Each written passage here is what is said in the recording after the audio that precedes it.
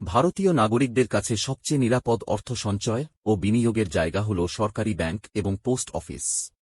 এই সকল জায়গায় ফিক্সড ডিপোজিট ছাড়াও আরও নানান প্রকল্পে অর্থ রাখা যায়, যা নির্দিষ্ট সময় পর আপনাকে সুদসহ আসল অর্থ ফেরত দেয়।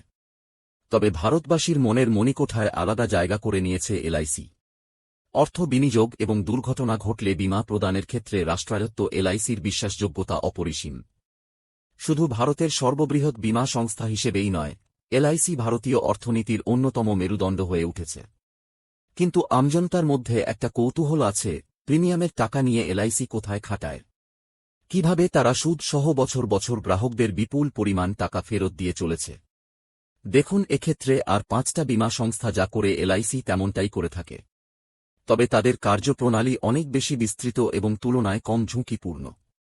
ভারত সরকার সহ বিশ্বজুড়ে অন্যান্য দেশের সরকারের বন্ড বা ঋণপত্র বিপুল মাত্রায় কিনে থাকে এলআইসি। প্রিমিয়াম হিসেবে পাওয়া অর্থের প্রায় 60% এই ক্ষেত্রে বিনিয়োগ করে তারা। এছাড়াও তারা বিভিন্ন বহুজাতিক সংস্থার শেয়ার কেনার মাধ্যমে বিনিয়োগ করে থাকে। ফলে সংস্থাগুলোর শেয়ার দর বাড়লে এলআইসির বিনিয়োগ করা অর্থের পরিমাণ বাড়তে থাকে। তাছাড়া ভারত সরকারকে প্রয়োজনে অর্থ ধার দেয় এলআইসি।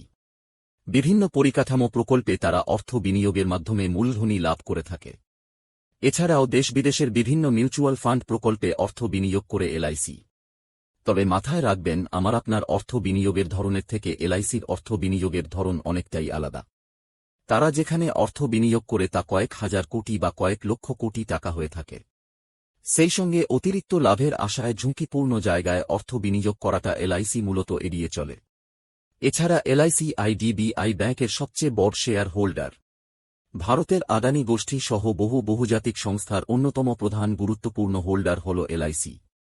ফলে এই সকল সংস্থা লাভ করলে বছরের শেষে যখন ডিভিডেন্ড দেয়, তখন সেই অর্থ এলআইসির কোষাগারে জমা পড়ে।